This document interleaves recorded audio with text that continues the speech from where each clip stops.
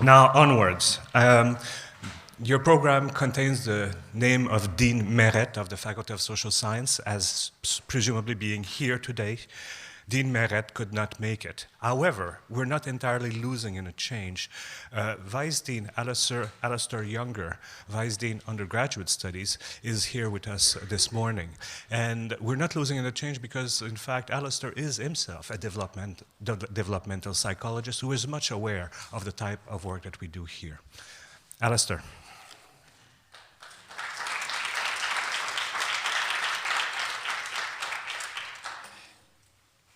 I'm not sure if you're clapping for Richard or for me. Bonjour tout le monde et bienvenue à la Faculté des Sciences Sociales. Comme Richard vient juste de dire, je suis Alistair Younger, vice-doyen aux études de premier cycle ici à la Faculté des Sciences Sociales et il me fait grand plaisir de vous souhaiter la bienvenue à la deuxième journée de la conférence bilingue dès la naissance, bilingual from birth. Et comme Richard a dit aussi, je suis également professeur de psychologie et je connais Richard Clément et Chris Fennell depuis longtemps. In fact, I'm a developmental psychologist and my office is right across the hall from Chris Fennell's lab. And my office is on the floor with a whole bunch of developmental psychologists, but Chris is the only one who brings babies onto our floor. We have lots of preschoolers who come up. I love interacting with them. I research elementary school age kids, but Chris brings babies and their parents up, and I'm fascinated by babies. So while the babies are in the waiting area with their parents, and parents are filling out questionnaires, babies are on the floor playing with toys. What I try to do is surreptitiously catch their eye and engage in nonverbal communication with babies, which largely means I try to get them into a bout of mutual smiling. Now, some babies, of course, are kind of intimidated by the situation, and so they look at me kind of, with this look like, what's wrong with him? Others are much more secure, right? And so what they do is they smile back, and we have a great time smiling back until the parents look, and then I just, pretend I'm waiting for the elevator. But it's funny because some of the babies in Chris's study have just started walking. So my office is right across the hall from his lab, so the mom or dad and Chris's graduate student will be walking down the hall bringing the baby to his lab. The baby will be toddling along, like that. They turn left into the lab, but a couple of babies have turned right into my office to come and visit more with their new friend, which is really interesting, they're very outgoing, obviously, or they're certainly not afraid.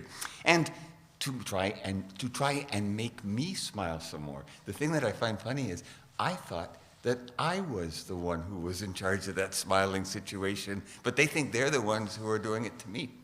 Now, Chris's babies some of them are monolingual, some of them are bilingual, and I've always been curious to see if I could tell by the way they smile which are which. My sample size is too small. But if I keep looking at them, I'd love to have a study, Smiling differentiates monolingual from bilingual babies. Probably not true. In any case, we'll see. Mais j'aimerais vous dire qu'à l'Université d'Ottawa et à la Faculté des Sciences Sociales, le sujet de bilinguisme nous tient à cœur. Okay, bilingualism is really important to our university and to our faculty. Donc, je vous souhaite une bonne journée et une très bonne conférence aujourd'hui. And keep smiling. Thank you.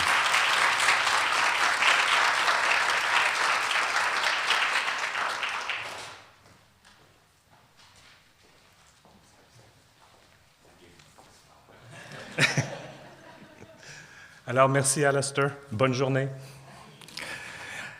I would now like to introduce our first keynote of the day, Dr. Erika Hoff. Erica is a world leader in research on simultaneous bilingualism. She is currently a professor of psychology at Florida Atlantic University. Her academic specialty is vocabulary development in infants and toddlers acquiring English and Spanish in bilingual communities in the United States. She has received funding for her research from the National Science Foundation, the National Institute of Health, and the Spencer Foundation. Her many publications on bilingual language development have made a significant impact on the field, as indicated by their high number of citations. Dr. Hoff serves on the Executive Committee of the International Association for the Study of Child Language. She was named a Fellow of the Association for Psychological Science in 2004. Please welcome Erica Hoff.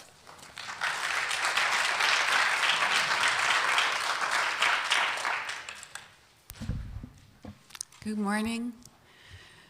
Je voudrais parler en français une minute seulement pour dire merci. Merci à Chris pour l'invitation. Merci aux autres organisateurs de cette colloque. Je suis très heureuse d'être ici et d'avoir l'opportunité de partager mes recherches avec vous. Alors, maintenant, il me faut changer de langue so that I can explain my results.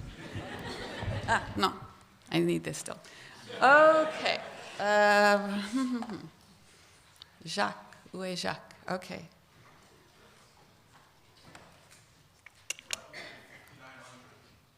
Yes, but you moved it. I can't touch it. How do I pull it up? I'll do it. Okay.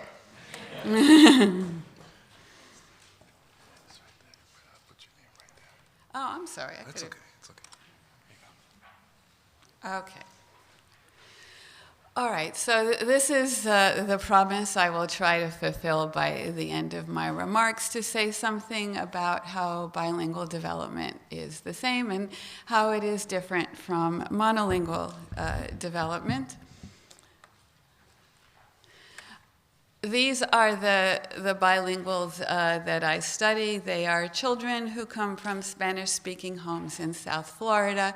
And so let me start by giving you a little bit of context, because bilingualism in South Florida is very different from bilingualism in Canada. In South Florida, bilingualism is largely an immigrant phenomenon. Spanish is largely lost by the third generation.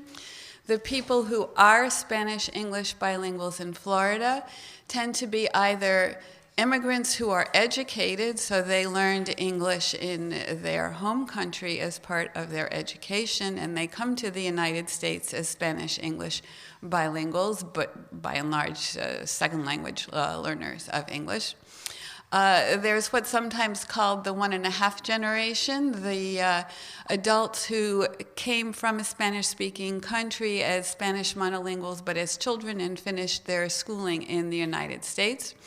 And then the children I study are the second generation, the children of immigrants, who are exposed to English and Spanish in some combination early from birth. Because their parents are native speakers of Spanish and they also live in the United States. The purpose of this map is to show you where my subjects are, and to make the point that they are surrounded to the south by Spanish-speaking countries, but they are completely surrounded from the north by a very monolingual English-speaking world. And those social factors make a difference, I believe. Okay, so in overview, what I'm going to be talking about are the results of 2 longitudinal studies that I have done, looking at the language environments of children in bilingual homes in South Florida, and looking at their language development in both Spanish and English. And that is an advantage of South Florida, that we can confine ourselves to one bilingual population, which allows us to measure growth in both of the languages that these children are acquiring to some degree.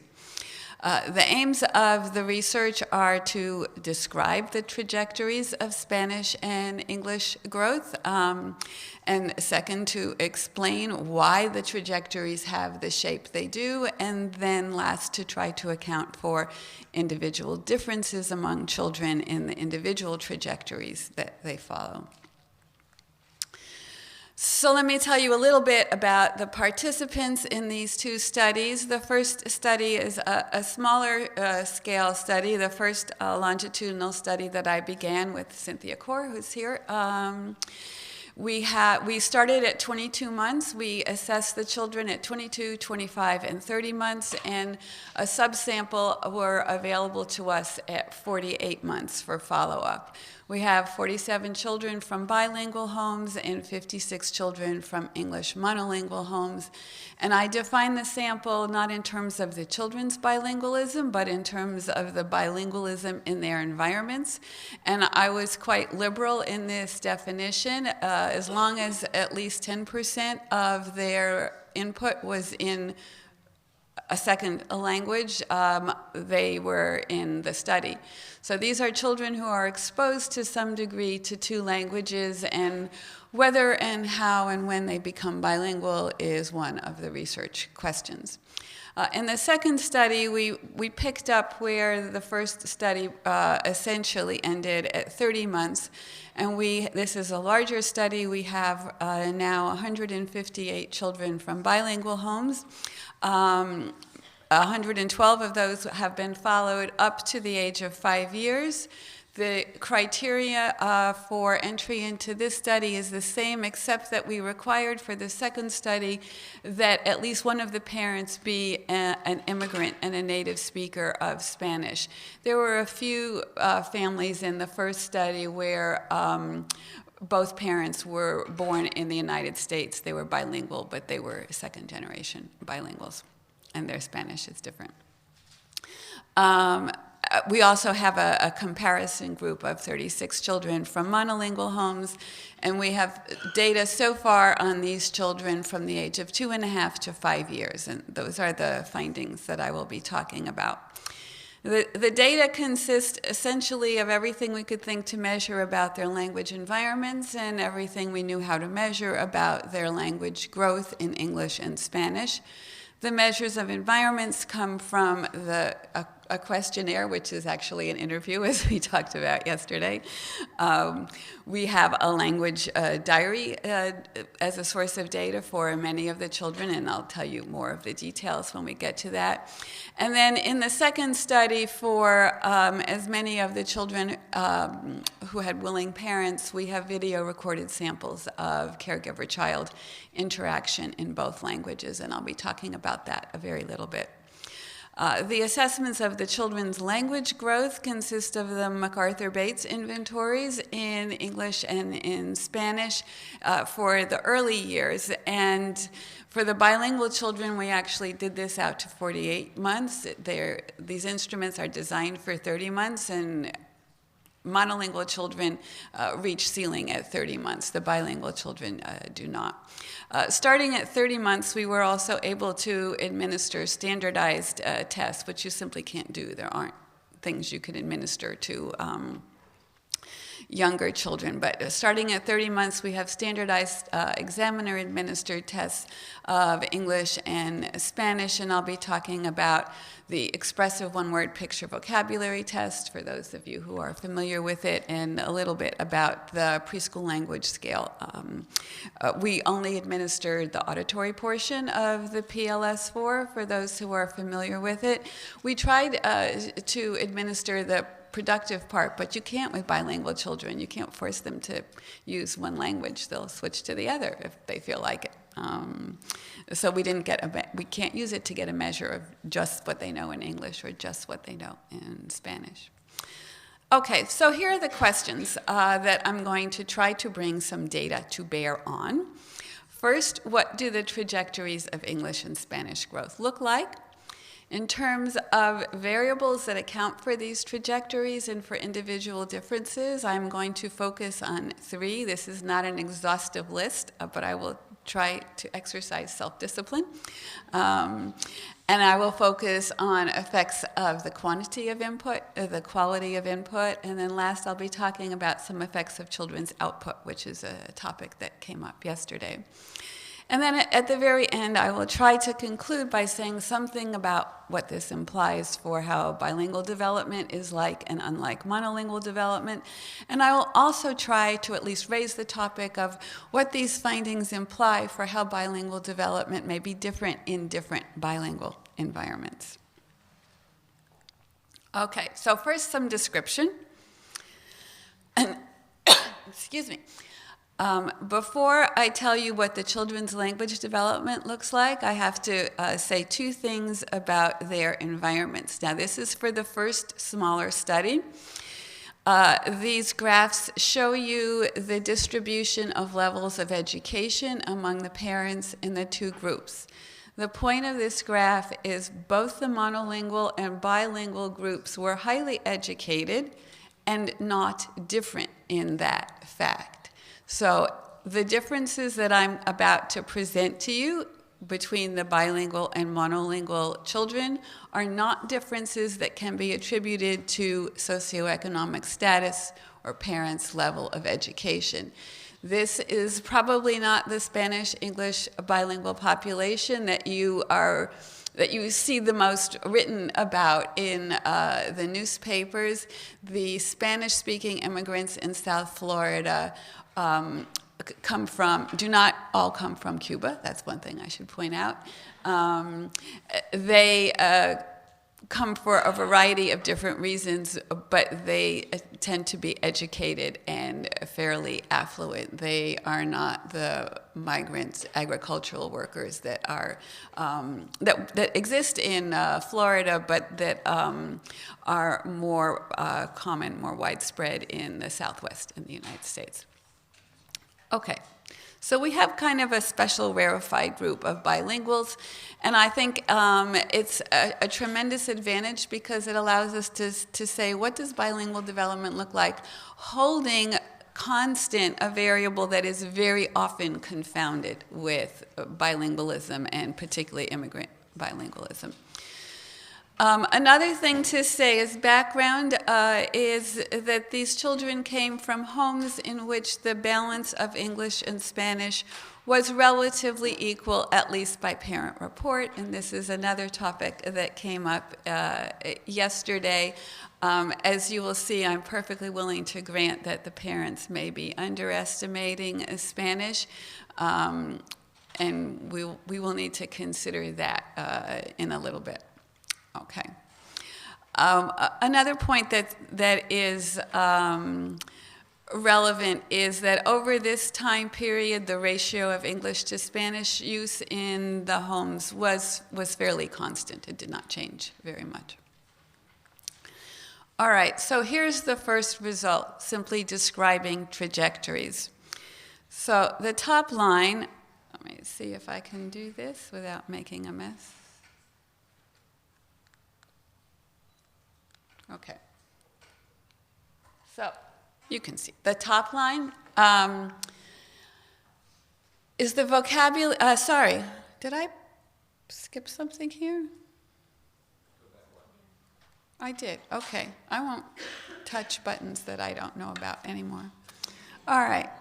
So the top line is the vocabulary growth in English for the monolingual children, and these children look just the way you would expect them to look on this scale. And the second, more orange line is the growth in English for the bilingual children. They are significantly below the monolingual children at every time point.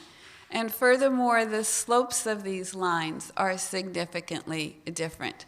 So the bilingual children are behind the monolingual children in their single language development, and they are getting farther behind over time. The point of the bottom line, this is the same bilingual children, it is their scores in Spanish. And the point of putting that on this graph is simply to say that these data on the bilingual children's English comes from English-dominant bilinguals. That is, as a group, these children are stronger in English than they are in Spanish, yet they significantly lag behind the monolingual children in their English language development. Now, some of you are probably thinking, well, this is vocabulary, so what? It's not what's important about language, and grammar will be different. Grammar will not be so sensitive to input, perhaps.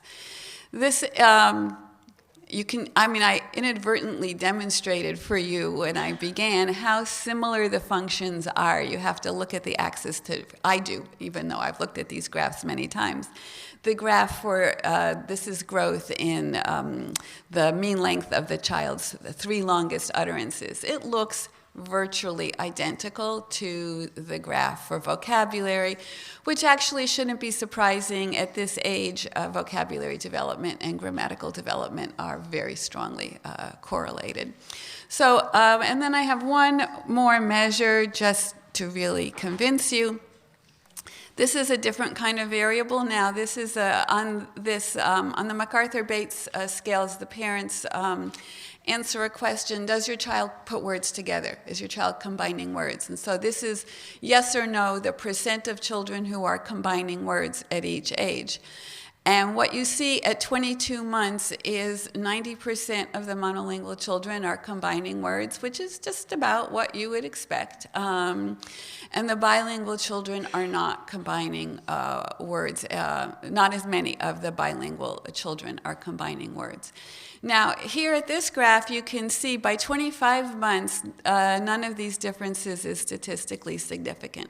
So by 25 months, there are no differences between the bilinguals and monolinguals, and no differences between English and Spanish in the proportion of children who are combining words. Essentially, virtually over 90% of them are. So if you ask the question that people ask, when do children catch up? Well, it depends on what measure you're talking about. Once the measure is something that does not change in monolinguals, that is, you're combining words and that's it, there's no way to do more on that measure, then 3 months later, the bilinguals have caught up. So this is one way to measure how big the lag is. But it's a question with a different answer for every single outcome, because catch-up depends upon, the only way to catch up is either for someone else to stop growing or for you to start growing faster. And in this case, there's catch-up because the monolinguals have hit ceiling. Okay. Now, this is a measure of total vocabulary growth, so what that means is when you combine the bilingual children's scores in English and Spanish, what you see is they look very much like the monolingual children. In fact, at 30 months, they are non-significantly, but a teeny bit above the monolingual children. And when I first published this, and other people have similar findings from this population, I thought this was a good thing. It shows that these bilingual children are not hopelessly confused by their dual language input, as some people in some quarters think will happen. They are learning 2 languages. They are building their vocabularies at the same rate as monolingual children, but their input is divided between 2 languages, and so their language growth is divided between 2 languages. And it all makes perfect sense and is a nice story, except how are they ever going to get to be bilingual? Because an adult bilingual does not know half as much in each language. So it's comforting in one way, but there's something else we need to figure out if we're going to explain how children become bilingual, and I'll return to that a little bit, although I won't completely solve it. All right, so that's a bit of description, and now I want to make the case that the reason the bilinguals lag behind the monolinguals is in large part because their input is distributed across 2 languages, and so they get less exposure to each of their languages, and exposure is an important predictor, pacer of the rate of language development. And so to demonstrate that, what I did is I divided the bilingual children into 3 groups based on the balance of their English and Spanish at home. So when I say in the following graphs, you're going to see lines for English dominant, balanced, and Spanish dominant. That refers to their input. English dominant is 70% or more English, balanced is 40 to 60, and Spanish dominant is 70% or more Spanish in the home. And so here's what you see. The top line is the monolinguals. The next line, I mean, they always line up in order. The next line is the English dominant bilinguals, then the balanced, then the Spanish dominant. And so what you can see here is that the rate of, on the left, it's their English vocabulary score. On the right, it's the percent of children combining words.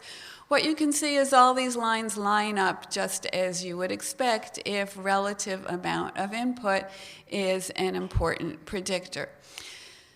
There's another point to be made from this graph, and that is if you look at the children who have English dominant input, sometimes they are statistically indistinguishable from monolingual children, but not always. So if you look at 30 months, that difference in vocabulary is between the English dominant bilinguals and the monolinguals is a statistically significant difference. Sometimes in education and clinical practice, people will say, well, just find out what their dominant language is, and then we'll pretend that they're just like monolinguals.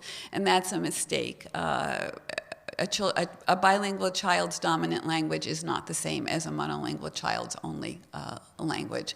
Although if they are very dominant, it can be hard to distinguish them. Okay. This is the same kind of graph looking at Spanish, looking at just the 3 bilingual groups. Obviously, there's no need to plot the Spanish of the English monolinguals.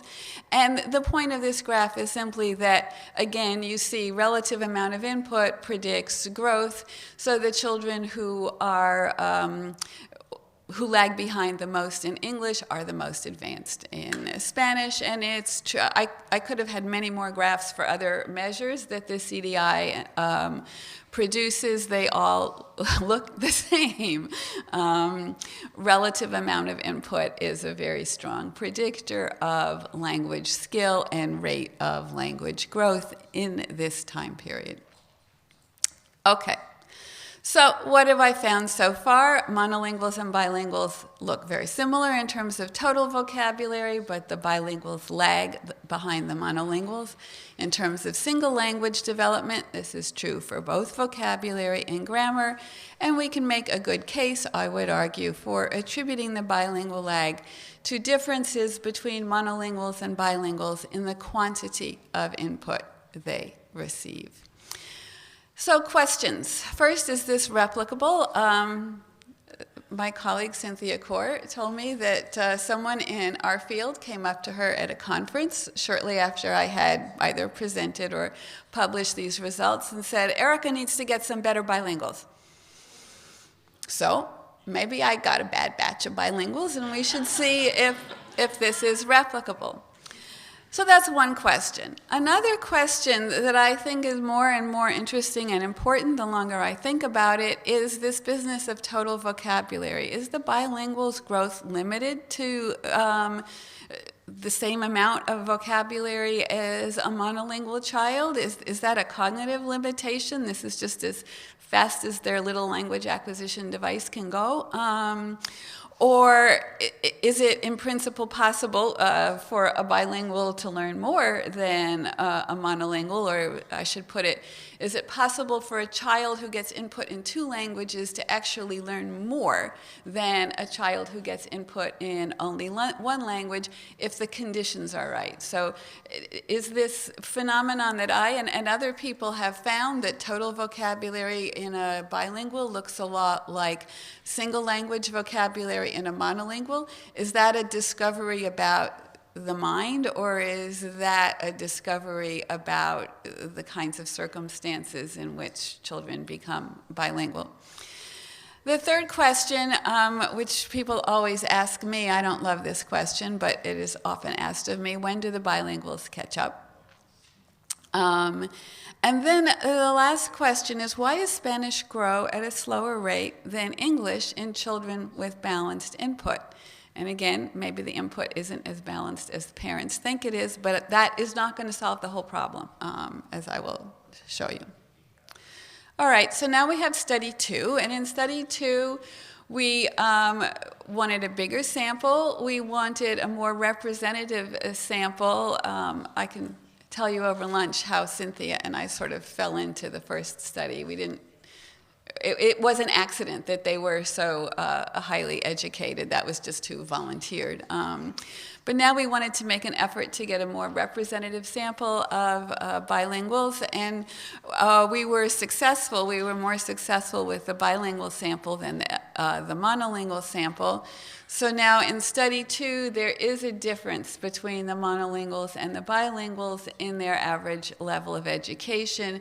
So in all the analyses that I'm going to present starting now, education is factored into the analysis. It is entered as a variable or a covariate. So for the first study, I could just present raw numbers and say education isn't the explanation because the groups aren't different. Here I have to do fancier statistics to say what you're seeing is not a function of education.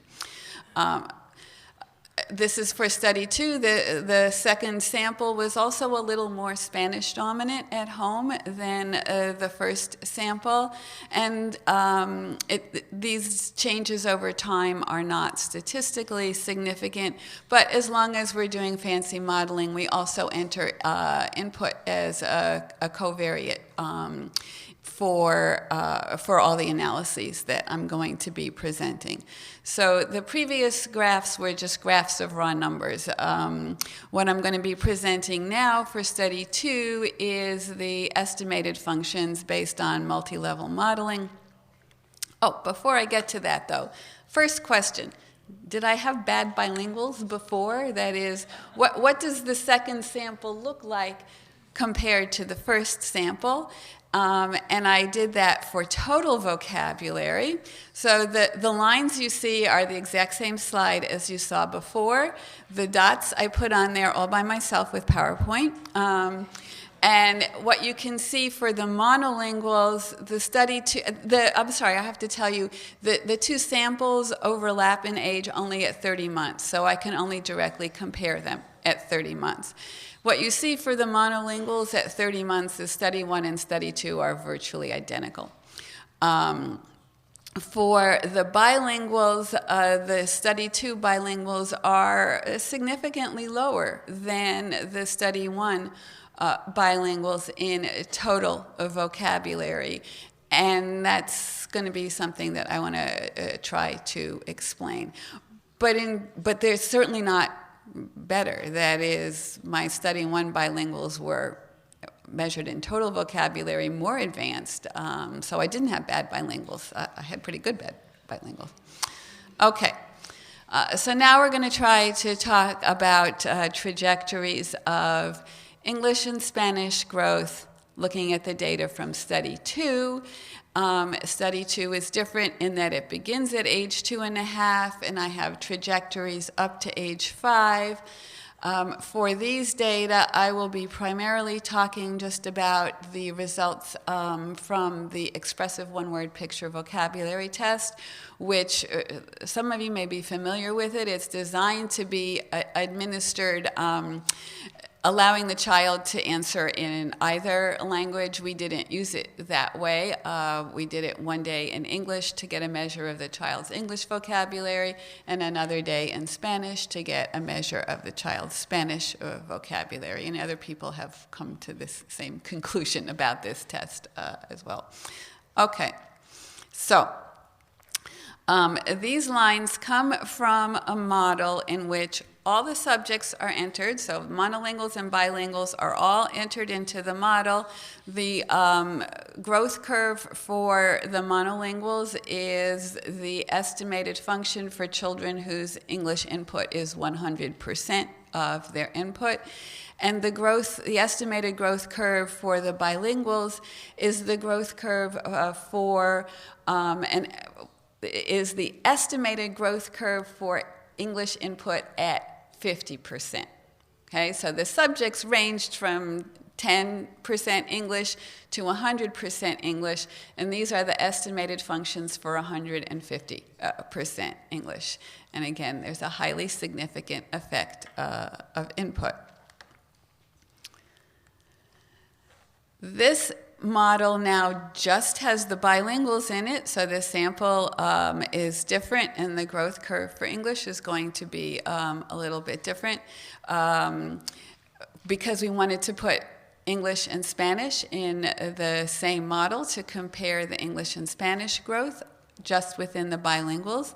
And you see here more clearly than, I mean, it is like the data from study 1, but it is clearer here that if you use the model to estimate English and Spanish growth for children who have 50% English and 50% Spanish, but that is based on parent report, what you see is the children are English dominant, and the degree of their dominance is increasing over time.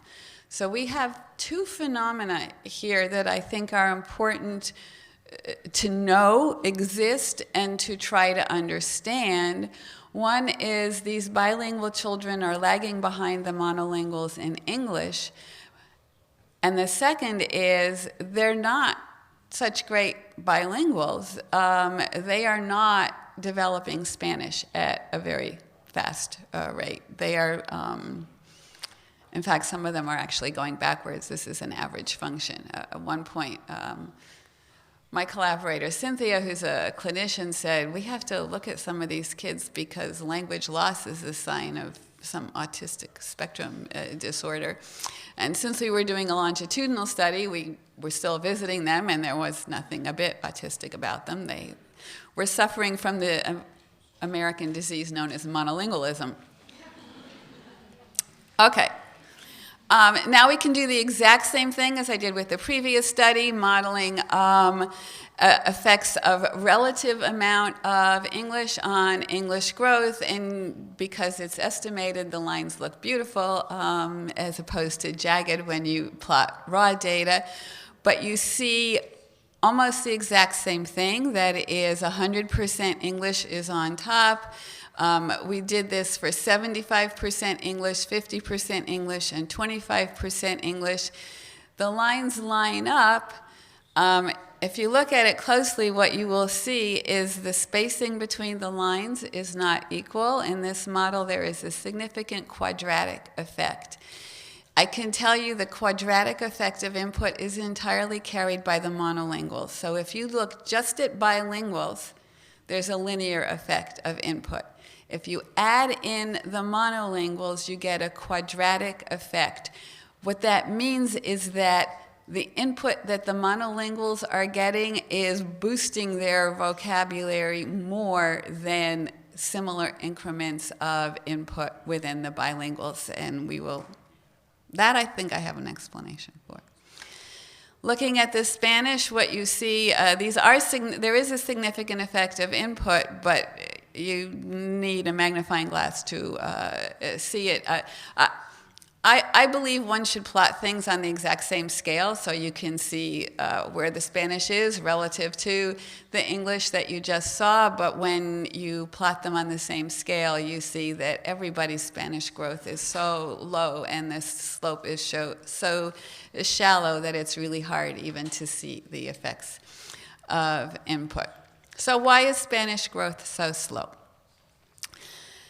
Because input in Spanish does not have the same effect on growth as input in English. And now this result should be independent of any constant overestimation of Spanish input that parents may be subject to. That is, these are scatter plots, so you have to change gears. You're not looking at growth curves, you're looking at a scatter plot. And let's see, let me do it this way. So down here we have % English input at home, and since we, percent English input at home predicts children's English vocabulary, okay? And percent Spanish input at home predicts children's Spanish vocabulary. But the slope of these two functions is different. Each 10% increment in Spanish input does not give the child the same gain in Spanish vocabulary as happens for English. So that's an explanation of the statistical finding. It doesn't tell us what it is about the Spanish input that makes it less useful for Spanish than English input is for English. But remember, by the time I'm done, one thing that will be relevant to the story I'm trying to tell is that these are measures of the children's language production. And in one of the seminars yesterday, or symposia yesterday, we talked about how Anglo middle-class mothers might really be teaching their children language production. Okay.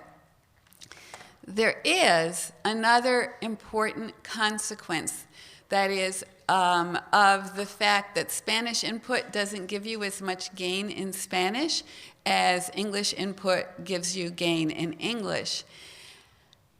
Remember, these children's total vocabulary scores were lower than the total vocabulary scores at 30 months for the children in Study 1. And another difference between these children and the Study 1 children is that these children were more Spanish dominant. Well, it turns out even within the Study 2 sample, Spanish dominance is a negative predictor of total vocabulary. So this is a graph just at 30 months of children's total vocabularies.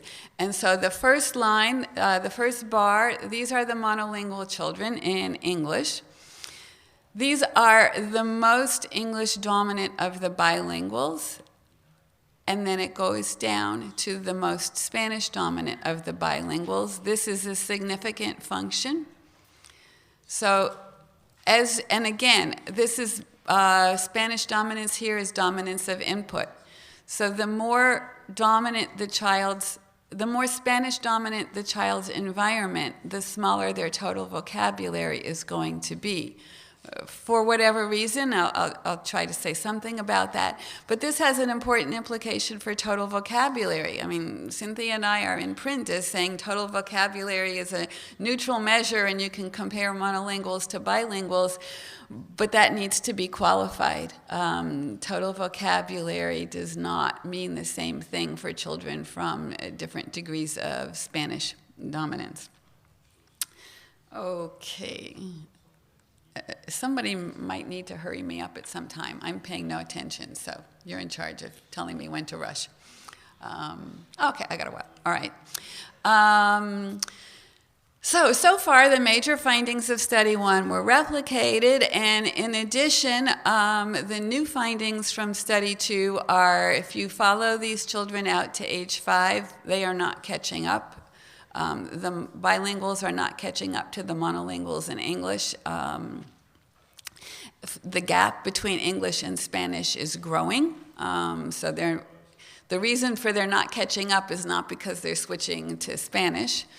The total vocabulary and function I really have already talked about. So, all right, next topic, quality of input. And I think I'm going to have to speed up just a little bit.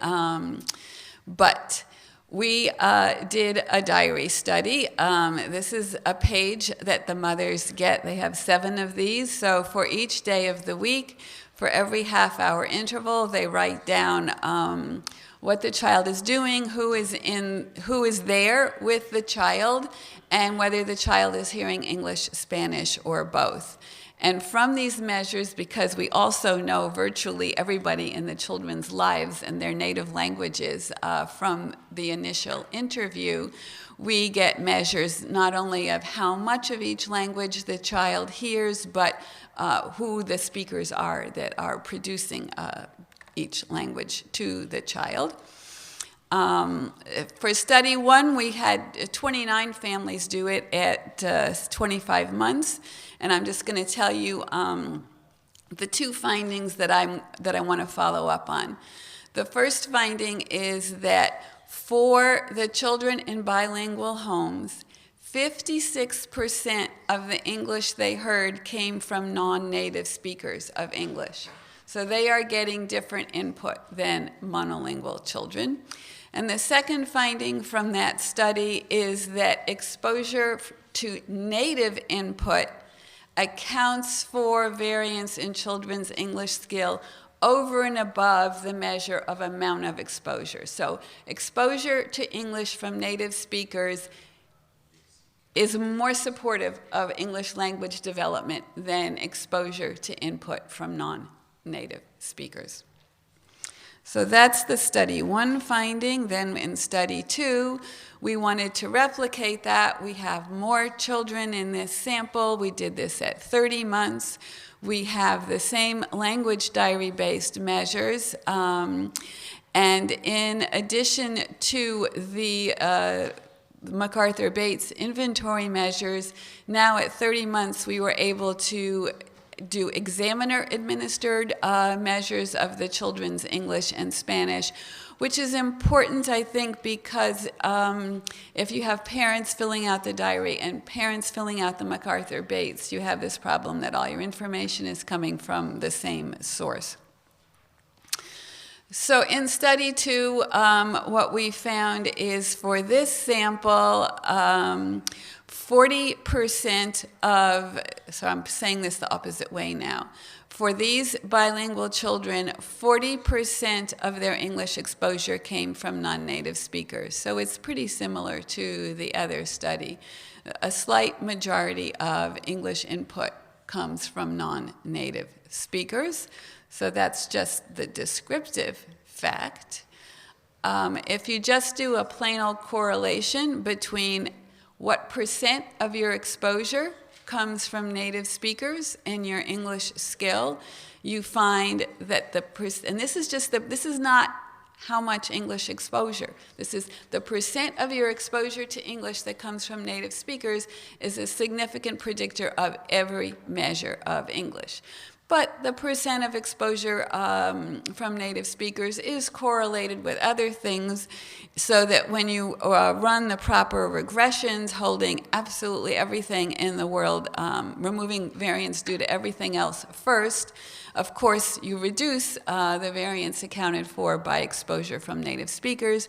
But importantly, I think, for the two examiner-administered measures, the percent of English exposure from native speakers remains a significant, unique source of variance in children's English skill.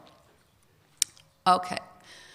One more finding, in case you're not completely convinced by now that native input has a value to language growth that non-native input does not. These data come from the children in study one, those that we were able to follow up at 48 months. So now we're not looking at growth curves again, we're just looking at scatter plots. All these children are 48 months old. They live in bilingual homes, and in these homes, the amount of English and Spanish that they hear varies. Furthermore, for these analyses, I'm dividing the sample into two groups that turn out to be important for a lot of things. One group, both parents are native Spanish speakers, and in the other group, one of the parents is a native Spanish speaker, but the other is just an ordinary American, pretty monolingual. Okay, so on the left, you see the children who have one native English and one native Spanish parent. And you see a scatter plot that shows the relation, the strong positive relation, between the percent of English they hear at home and their English vocabulary.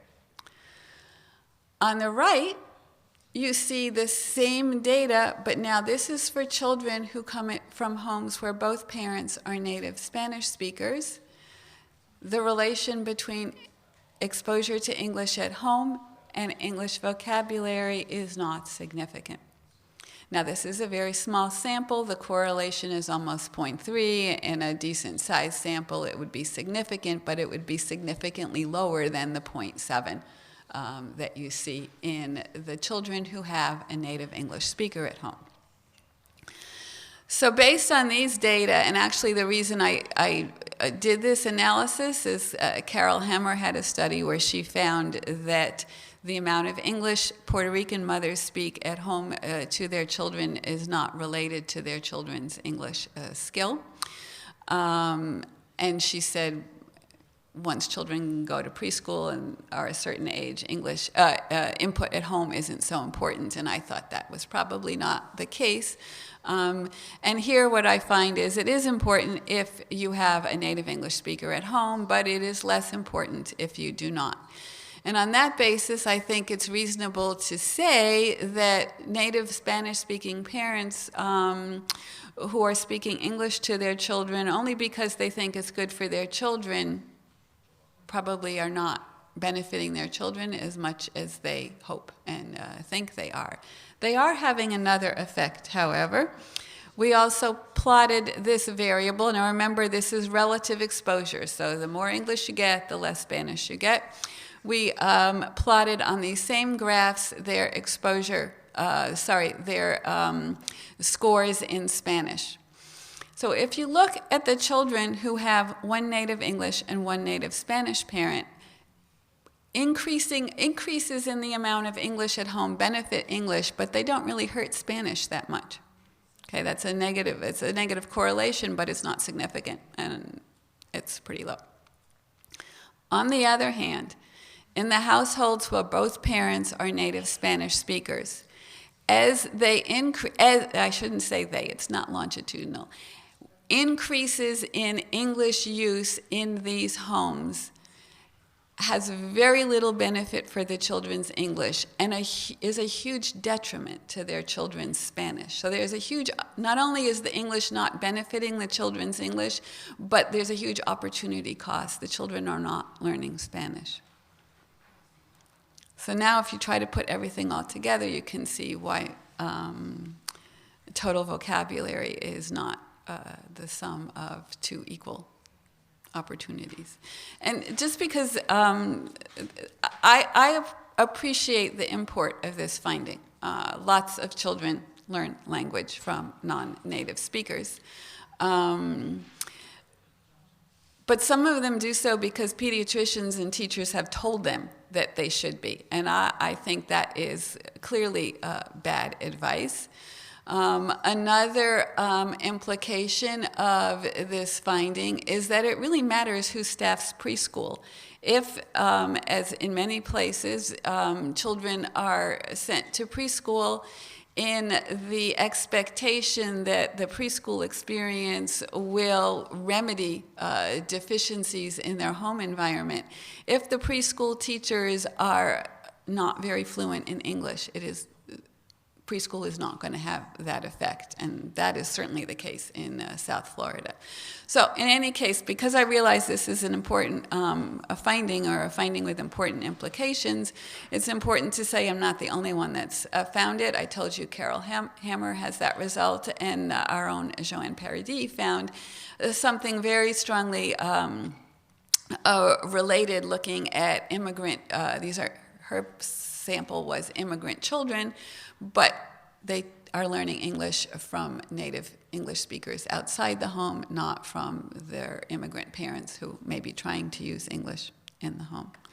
So, why is native input more supportive of language development than non-native input? We are just starting to peek at this question, but I can give you a little bit of data. We have, I told you, we video recorded mother-child interaction with as many of these parents as were willing to do it. And what I'm going to present to you right now is just a comparison of English provided by native speakers to English provided by non-native speakers. It's obviously not everything you would want to know about the children's experience or the parents' abilities.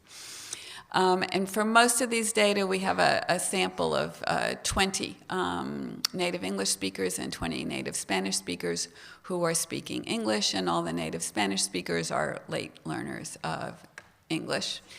And we transcribed all this and counted a variety of properties. So if you compare, this is all just looking at English, if you compare the native to non-native speakers, the native speakers in talking to their 2.5-year-old children use more different words. Oh, all of the, I didn't pick these properties to compare at random. These are all properties of mother's speech to children that previous research has found to be a positive predictor of their children's language development. Native speakers use more word types. They use more rare word types, so low frequency words. Mean length of utterance is higher from the native speakers than the non-native speakers. And this last graph is work that Ashley Alton has done, counting the frequency in these transcripts of a variety of complex structures, coordinate clauses, single embedded clauses, adverbial clauses, so on, for every single category. Frequency is higher in the child-directed speech of native English speakers than non-native English speakers. These mothers who are non-native speakers of English, first of all, in Ashley's study, she had 30 out of 30, all but 3 rated themselves as proficient in English. And more to the point, all of these mothers say, yes, I speak English to my child at home. So these are not mothers that we said, we want to hear you speak English even though you don't really do it. These are mothers who are providing English input to their children at home. And if you listen to these conversations, they're not obviously bad, and on many measures they are not different. They continue topics. Everybody's having a fine time. But when you look at what I have called the data-providing properties of child-directed speech, when you, with a cold heart, analyze the speech as primary linguistic data for language acquisition, it is not as good as the speech of native speakers. And I think that's an important fact to know for the children's development. I also think it's an interesting fact about language proficiency and child-directed speech. You might think, how hard is it to talk to a 2-year-old? I mean, it's not as though these mothers' speech isn't more advanced than their children. It is. But children benefit from really rich input. It's not enough to just know a little bit more than your child. Probably in many domains, but that's a different topic. Okay. I think this is the last topic, output effects. So far, I've said 2 fairly uncontroversial things in broad outline, that language development depends on the quantity of exposure and the quality of exposure. Now I'm going to consider the hypothesis that language development, at least the development of productive language skills, also depends upon speaking the language on output. And this is a long-standing hypothesis in second language acquisition. Okay. In the bilingual literature, some people have reported that when they ask children how much they use a language, it's a better predictor of their concurrent skill than how much they hear a language. And anecdotally, there is this phenomenon that I know people in this room yesterday described of the parents speak one language to the child and the child answers in a different language. And so whenever that happens, then output is different from input, and it allows you to ask the question, does output matter over and above the effects of input? So you can't do this with monolingual children, really, because their output is the same language as their input. There are studies that suggest that reticent children actually don't develop as fast, but a couple are not very good. So this is the case where bilinguals give you a nice experiment where you can find children whose output is systematically different from their input. I'm going to go a little faster. So one of the things we ask in this long questionnaire that's really an interview is we ask, when your child is addressed in English, does she answer in English? When your child is addressed in Spanish, does she answer in Spanish? And we coded their responses as always or not always. And then we measured the children's receptive and expressive language skill. And in the first pass at this, we just looked at 30 months, and these are data from 115 bilingual children whose balance by parent report was was 46% English. And on average, these children code switch a lot, okay? But not quite symmetrically. They are far more likely to switch to English when addressed in Spanish than they are to switch to Spanish when addressed in English. And on average, this is the pattern of proficiency you see. You see children who are balanced in the PLS-4 measure of receptive skill, but in terms of their expressive skills, they are English dominant. So this is sort of two interesting facts. First of all, receptive skill and expressive skill don't necessarily march in tandem in bilingual children, and that maybe it has something to do with output. But this is a concurrent correlation, as are all the other observations in the literature. So the next thing we did is a longitudinal. We analyzed this with our longitudinal data, and now we didn't take all the children. So some children, their parents say, no, they never switch. We're not interested in them. And some children, the parents say, well, yeah, they switch both ways. And since we don't have a measure of how much they switch in each direction, we're not using them either. So now we have a smaller group of children, I think it's 47, but they have this characteristic that they only switch in one direction or another. So we have children who switch to English when addressed in Spanish, not necessarily always, but they never switch in the other direction, and vice versa. So we have two groups of children. One group, their English output is always greater than their English input, and another group of children whose English output is always less than their English input. And the question is, does this predict growth in English skill? And does it predict it differently depending on whether we measure expressive skill or language comprehension skill? And here's what we find. If you look at the PLS-4 measures, this is just language comprehension. So we did a multi-level model with input and so balance of input and time as variables, and then the group variable was more English output than input, and less English output than input. That grouping variable makes no difference in the model where language comprehension skill is the outcome variable. That is what you see, and at the time that Crystal Ribot did this, we only had data up to 42 months. What you see is the children, this is just the bilingual children now, input makes a difference, okay? So what you see is the children who are high in English input, I think she modeled 80%. So if your input is 80% English, your skills in English comprehension are better than if your input is only 20% English. And time makes a difference. Everybody's skills get better with time, but output makes no difference. Then when you run the exact same model, only with expressive skill as the outcome variable, you find that output group does make a difference.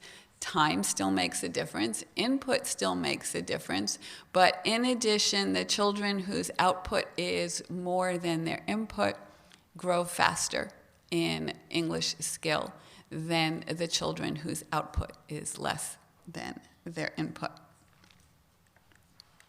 In sum, I'm doing okay. Quantity of input has an effect. Skill level and rate of growth are related. The relation is linear within bilinguals, but quadratic when you include the English monolinguals, and I think that's because the English monolinguals get primarily native input, and that input has a bigger effect on their English skill than the input that the bilingual children get on average. The slope of the relation between input and acquisition is steeper for English than for Spanish. Quality of input has an effect. Native input is more supportive of language growth than non-native input, and we can identify some of the factors that contribute to that. And then last, I think the data suggests that output makes a difference. It particularly benefits the development of expressive language skills. So to return to the questions I started with, why do bilinguals lag behind monolinguals in English? I think quantity and quality of input are pretty strong candidates and account for an awful lot of the effects. Why is it harder for bilingual children to acquire Spanish than English in this context? And I'm not the only one that has found that, by the way. Other people studying this population have noticed this. And I think one of the reasons is that output is avoided, and most of the studies use expressive measures of language growth. I think if we really want to understand not just bilingual development, but language development in children who come from other cultures where child-directed speech is not this training vehicle for language expression, that we have to look more at language comprehension as the outcome than we do. You could go back to your pile. I don't know if you have a pile. I have a pile of papers of effects of input on acquisition, and relabel the pile effects of input on the acquisition of expressive language skill, and it would be almost the same pile. That's what we have tended to study. Why is bilinguals' total language growth in this sample not greater than it appears to be? And what I think is that we have not discovered some limit of the cognitive capacity for language acquisition. There may be such a thing, but to find it, you would have to have optimal circumstances for learning two languages. And neither English nor Spanish is acquired under optimal circumstances for these bilingual children. For English, their input comes from non-native speakers to a great degree. And for Spanish, their Spanish output is less than their Spanish input, and output makes a difference. I'm not saying this is the whole story at all. I think there is other evidence that when you hear a language primarily at home and you live in an environment where the language is different, that external support matters too, and Spanish is disadvantaged there. But I think it's an important point to remember that these children who are bilingual, again, on average, English, in the environment I study, English is their dominant language. It's not as though they have these fabulous skills in Spanish that you're not measuring, and so they're really fine. I think many of these children are in trouble because their circumstances for language acquisition are not optimal for either language. So, how is bilingual development the same or different from monolingual development? The processes are the same. Even the same measures of input, that is, when I compared native to non-native input, I just used measures that I have found predict development in monolingual kids. The processes seem to be exactly the same. It's the circumstances that are different, and different circumstances, given the same process, will lead to different outcomes. What does this imply for bilingual development in different contexts? The outcomes can be different. I mean, we know the outcomes are better for some children than others, and we know the outcomes are, ultimately better for many children. But in order for that to be the case, the absolute quantity of input could be higher. Okay, so I've only measured relative input. To repeat what I said yesterday, learning two languages is doing more than learning one. And it may very well be that to be successful, as Joanne talked about, it's a project. And you have to make sure that the children get really rich input, and a lot of it into languages. There's just less time to waste. outcomes can be different if the quality of input is higher in the environments that my sample lives in. Increasing the English proficiency of their preschool teachers would go a long way. And I think the outcomes can be different if both languages are equally prestigious and equally useful in the larger social context, because I think that is why, and I don't have to divine this, the children will tell you why they like speaking English better than Spanish. So thank you very much. I did not do this by myself.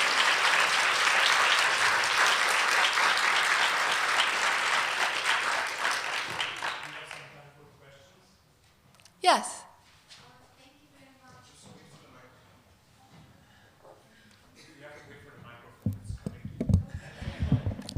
Can I take this out so I can walk around, or am I stuck here? All right, I'll stand still and be good. Thank you very much, Professor Hoff, for a very inspirational talk. I learned a lot, probably more than I would do from reading literature for 2 years on my own. I have a couple of questions. You seem to have primarily focused on caregiver speech, but at home, was there any input, language input coming from other sources, such as, for example, media? Were kids watching TV? If they were watching TV, again, predominantly in what language, and did it have any impact? Did they read books in either language, and did their parents read, and so on and so forth? I can answer you quickly. We have those measures. We haven't looked at them yet. Thank you very much. And also, when you're talking about native speaker input, does it mean adult native speakers, such as parent or friend, or would it also include monolingual peers? So was there any effect of other children in the picture? The diary measures potentially include other children because the diary followed the child throughout the day. Now, I have to say the diary measures were done in study 1 at 25 months and in study 2 at 30 months. So these children, if the child goes to some kind of preschool, then the mother estimates during those hours. But these are not children that, go next door to play by themselves. And in fact, we tried and we were not able to use the diary at older ages. We have an abbreviated telephone administered diary that we use. So for these children who are very young, other children are not going to be huge sources of input. But the diary does include non-parental caregivers. If the mothers go to a play group, they take the child along. I don't have recordings of that input, but that does factor into how many different people do they hear each language from, which is another measure I didn't talk about. And they are counted in the proportion of input that comes from native and non-native speakers. Yeah. Yep. Sorry.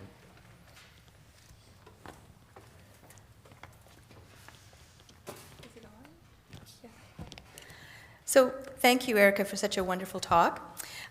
Just bouncing off your data on the non-native English these kids are getting, I was wondering about the Spanish that they're getting, because I know the Spanish parents are technically native speakers, whatever that means, and I don't want to raise the thorny issue of who gets to be a native speaker and how you measure that.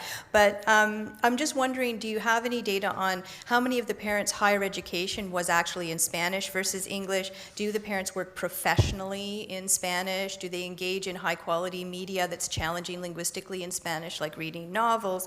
Have they been residing in the United States for a long time? I'm just sort of wondering, is there something about their Spanish that is, technically native speaker, but maybe not be as high quality as the native speaker English input for the children?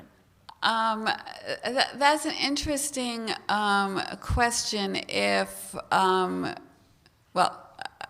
Let me divide it into two topics. One is the effects of education. Okay, I'll get to that.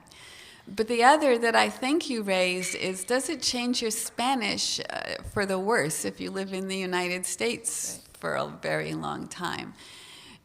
I don't know. We do have recordings of these mothers speaking Spanish to their children, and we have analyzed them for things like the frequency of conversation eliciting utterances and topic continuity. And there's all sorts of interesting things to say about cultural differences, I think. I don't think we can do the comparisons in terms of vocabulary and grammar because the languages are not comparable. MLU doesn't work across languages. Counting types in a highly inflected language is a very different thing than counting types in English. So we have not done those comparisons. I think we should not do those comparisons. Now, to get back to English, to education, what I'm saying now are data that are in the process of being analyzed as I speak. So these are preliminary results, but based on what I have looked at so far, it seems as though education, that is, so forget about bilinguals. You're just looking at monolingual children acquiring English. Maternal education is very predictive of child language growth, and work that I and others have done makes a good case that it is predictive because maternal education is related to properties of child-directed speech. There is something of a question in the literature, again, just within monolinguals and effects of socioeconomic status, of why this is the case. That is, what is it about education that makes you a mother who talks more to her children, uses longer sentences, and parents in different ways? And there's a little bit of a friendly disagreement in the field, with some people saying, well, education makes you understand child development better, and so you realize your child is a little cognitive being and interesting to talk to.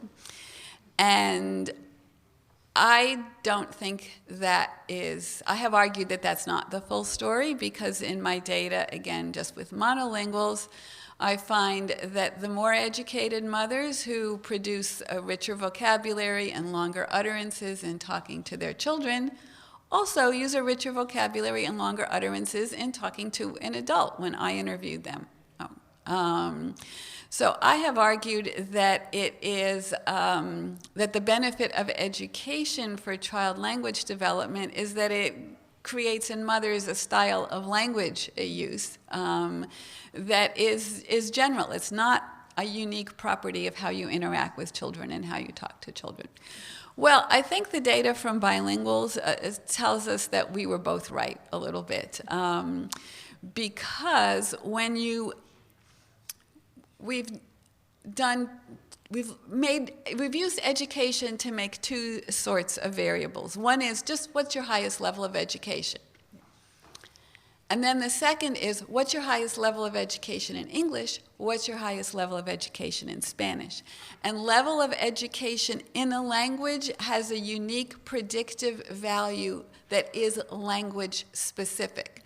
So there is a general effect of being educated, but there's also a language specific effect. So some of these native speakers of Spanish are the child immigrants who finished their education. Now, not the native speakers that I looked at, that I presented data on. We made them all late learners. But more generally for the sample, if your mother is a native speaker of Spanish, but she only went through the 5th grade in Spanish, not that she's not an educated person. She could have a college degree in English, But there's something about having a 5th grade education in Spanish that affects her Spanish, that affects her child's Spanish development. I think that's what the data are going to say when they're all done properly. Thank you. One last question.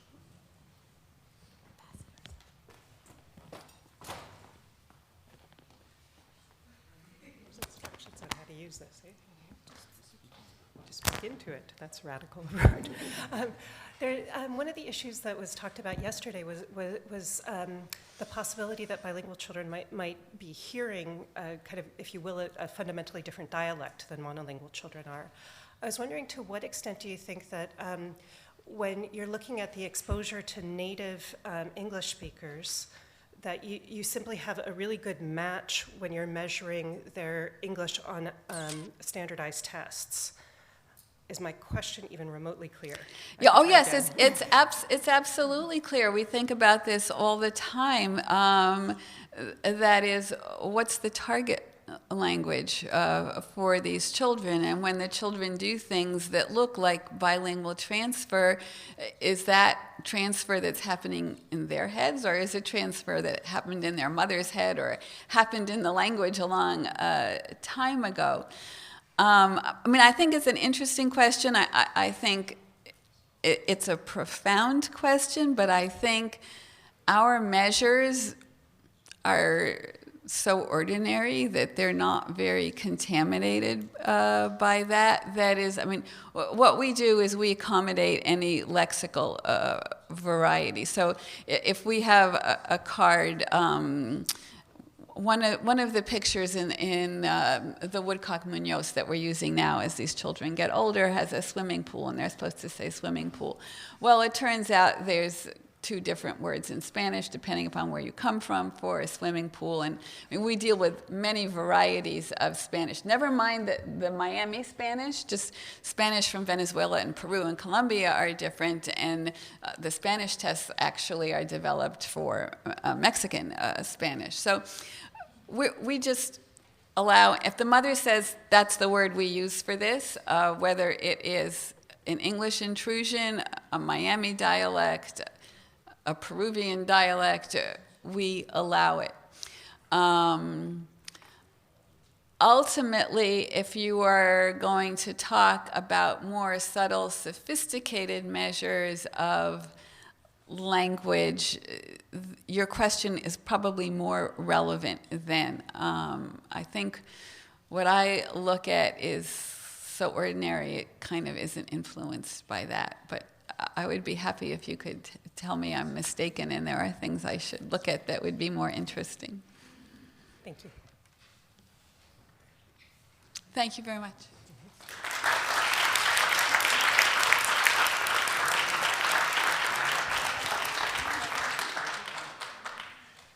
Thank you, Erica, for this very enlightening speech. Now it's time to break again. Okay, so we have coffee on the 4th floor, and we shall reconvene at 10:30 with paper sessions. Thank you.